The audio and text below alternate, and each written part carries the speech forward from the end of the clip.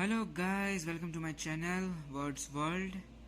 और मैं जानता हूँ कि मैं काफ़ी दिनों बाद एक नया टर्म लेकर आया हूँ, लेकिन सॉरी, थोड़ा एग्ज़ाम्स में बिजी था। तो अब से मैं कोशिश करूँगा कि रेगुलर हो जाऊँ और आपको हो सके उतने ज़्यादा लिटरेरी टर्म्स कंप्लीट करने की कोशिश करूँ। और वो जो आवाज़ हो रहा है उसके लिए सॉरी, पता नहीं कहीं पर काम चल रहा है। ठीक है, तो आज बिना कुछ और कोई बात किए हम शुरू करते हैं। तो आज का टर्म है कोनोटेशन एंड डिनोटेशन। तो जैसे कि मतलब डिनोटेशन के बारे में तो हम जानते ही होंगे। डिनोटेशन वर्ड आता है डिनोट से और कोनोटेशन वर्ड आता है कोनोट से। डिनोट का मीनिंग होता है कोई चीज़ डिनोट करना, कोई चीज़ को मतलब बताना, स्पेसिफाई करना। ठीक है, तो जैसा कि यहाँ पर लिखा है, in a wide spread literary usage the denotation of a word is its primary signification और रेफरेंस। ठीक है, तो इसका मीनिंग क्या है? डिनोटेशन वर्ड आता है डिनोट से। तो अब जो बेसिक वर्ड अगर डिनोट है तो उसका एक फॉर्म है डिनोटेशन। तो वो भी वही चीज़ सिग्निफाई करेगा। तो वो क्या बताता है? वो प्राइमरी सिग्निफिकेशन बताता है या रेफरेंस बताता है। किसी भी वर्ड को लेकर डिनोट करने, अगर हम लिटरेरी टर्म्स के लैंग्वेज में अगर हम समझे, तो अगर हम किसी कोई वर्ड का डिनोटेशन हमको निकालना है तो उसका प्राइमरी सिग्निफिकेशन होगा, उसका बेसिक मीनिंग होगा। लेकिन contrary, its connotation is the range of secondary or associated significations and feelings which it commonly suggests or implies। ठीक है, लेकिन कॉनोटेशन क्या होगा? अब कॉनोटेशन वर्ड आता है कोनोट से। तो अगर कोई वर्ड का अगर हमको कॉनोटेशन पता करना है तो उसका बेसिक मीनिंग नहीं देखा जाएगा, उसके सेकेंडरी या फिर उसके एसोसिएटेड सिग्निफिकेशंस देखे जाएंगे। कोई एक वर्ड जो होगा वो शायद कुछ और डिनोट कर रहा हो, लेकिन उसका डिनोटेशन कुछ और हो, लेकिन उसका कॉनोटेशन कुछ और हो सकता है। और शायद डिनोटेशन में उसका मीनिंग एक ही हो, लेकिन कॉनोटेशन कोनोट करने के लिए कई सारी चीज़ें हम उसको यूज़ कर सकते हैं एक वर्ड को। ठीक है, इसलिए यहाँ पर लिखा है सेकेंडरी और एसोसिएटेड सिग्निफिकेशंस एंड फीलिंग्स।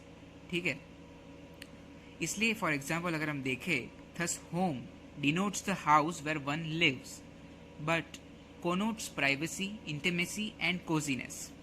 ठीक है, जैसे कि आप यहाँ पर कि अगर कोई वर्ड है जैसे होम है, तो उसका अगर डिनोटेशन क्या होगा कि भाई एक जगह है जहाँ पर कोई एक इंडिविजुअल रहता है। ठीक है, लेकिन अगर हम होम का कॉनोटेशन निकालें तो उसका मीनिंग होगा प्राइवेसी, इंटीमेसी, कोजीनेस। इसलिए आगे लिखा गया है कि इसलिए जो रियल एस्टेट एजेंट्स होते हैं वो लोग होम यूज़ करते हैं हाउस की जगह, क्योंकि होम एक पर्सनल फीलिंग जुड़ जाती है उससे। मतलब हम काफ़ी सारी मूवीज़ में भी देखते हैं कि I want to go home, या होम मतलब हाउस यूज़ नहीं करते हम, क्योंकि हाउस में वो पर्सनल मीनिंग नहीं जुड़ता है, वो दूसरे कॉनोटेशंस नहीं जुड़ते हैं। होम में कॉनोटेशंस वो सारे जुड़ जाते हैं। इसलिए जैसे दूसरा एग्जांपल भी दे रखा है यहाँ पर, हॉर्स एंड स्टीड। ठीक है, अब दोनों के दोनों डिनोट करते हैं कि एक मतलब घोड़े को ही डिनोट करते हैं। ठीक है, लेकिन जो स्टीड वर्ड है उसका कॉनोटेशन कुछ और भी निकलता है, क्योंकि वो चाइवलरिक और रोमांटिक नैरेटिव्स में उस वर्ड को यूज़ किया गया था।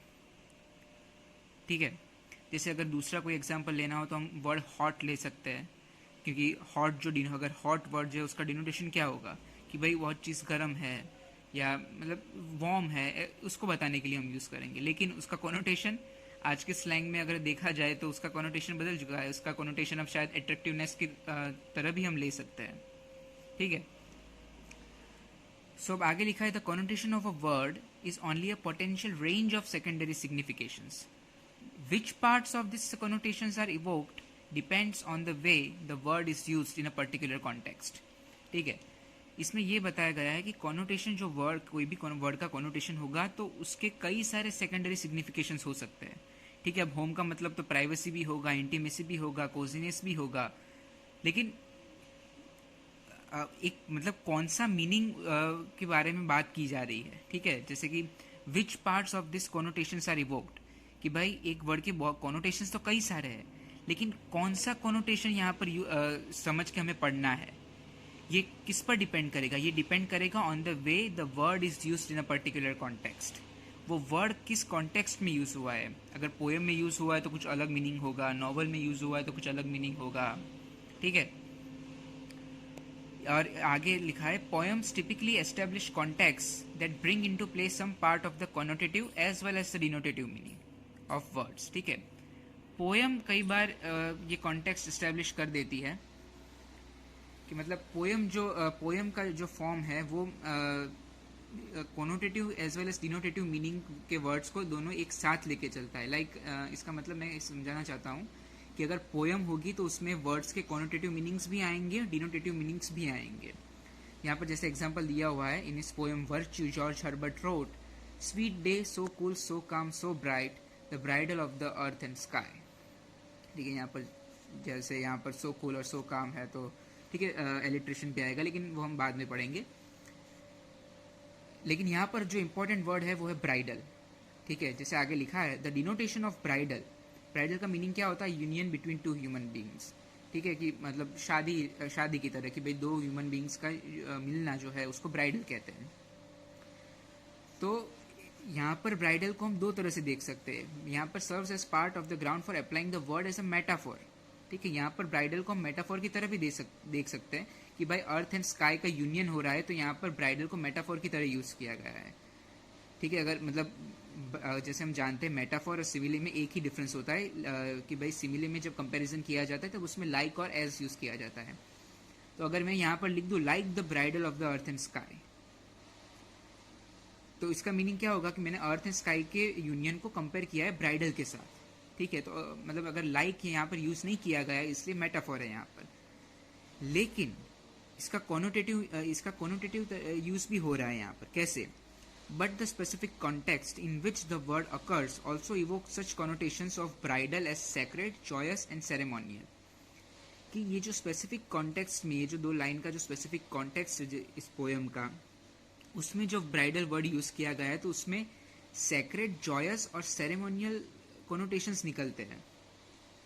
समझ में आ रहा है कि मतलब ब्राइडल का मीनिंग सिर्फ यहाँ पर मैरिज नहीं निकल रहा है। यहाँ पर अगर मोर स्पेसिफिकली देखे तो सेक्रेड, जॉयस और सेरेमोनियल मीनिंग निकलता है, कि वो मीनिंग यहाँ पर इस वर्ड को ज़्यादा सूट कर रहा है। ठीक है, अब आगे लिखा है कि even the way a word is spelled may alter its connotation. John Keats in a passage of his Ode to a Nightingale altered his original spelling of fairy to the old form fairy in order to evoke the connotations of antiquity। ठीक है, तो ऐसा लिखा है यहाँ पर, ऐसा बताना चाहते हैं कि सिर्फ वर्ड कैसे बोला जाएगा उस पर ही डिपेंड नहीं करता है। वर्ड का मतलब वर्ड्स की हो सकती है शायद स्पेलिंग्स चेंज कर देते जिससे और कोई मीनिंग निकल जाए, जैसे कि जॉन कीट्स ने किया था अपने एक ओड टू अ नाइटिंगेल जो उनका एक वर्क है उसके पैसेज में, कि उन्होंने इस जो फेरी का जो स्पेलिंग है अभी मॉडर्न जो स्पेलिंग है उसको ओल्ड स्पेलिंग से उसकी जगह ओल्ड स्पेलिंग यूज़ किया था, जिससे क्या हुआ कि वो कोनोटेशंस, अब ओल्ड स्पेलिंग यूज़ किया है तो इससे क्या कोनोटेशंस इवोक होगा? एंटिक्विटी का, कि भाई बहुत पुरानी बात है, इससे एक ओल्डनेस का कोनोटेशन इवोक हो रहा है।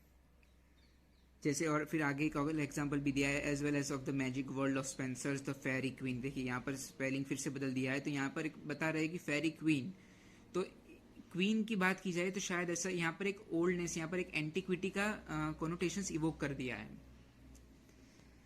ठीक है, तो मैं उम्मीद करता हूँ कि आपको समझ में आ गया होगा कोनोटेशन और डिनोटेशन। डिनोटेशन जैसे कि हम जैसे ये दो पॉइंट इंपॉर्टेंट है। कॉनोटेशन का मीनिंग होता है प्राइमरी सिग्निफिकेशन, और डिनोटेशन का मीनिंग होता है प्राइमरी सिग्निफिकेशन, और कॉनोटेशन का मीनिंग होता है सेकेंडरी सिग्निफिकेशन या फिर फीलिंग्स। ठीक है, अगर आपको याद रखना हो तो ऐसे भी कह सकते हैं कि डिनोटेशन का मीनिंग होता है जो डिक्शनरी मीनिंग है वो जो डायरेक्टली इंप्लाई करता है, लेकिन कॉनोटेशन मतलब कुछ और चीज़ें, सेकेंडरी जो चीज़ें होती है या फिर कोई फीलिंग्स होती है उस वर्ड के एसोसिएशन में, वो इंप्लाई करता है। ठीक है, तो आपको वीडियो कैसा लगा मुझे बताइएगा, और मैं जल्दी एक नया टर्म लेकर आऊँगा। Thank you.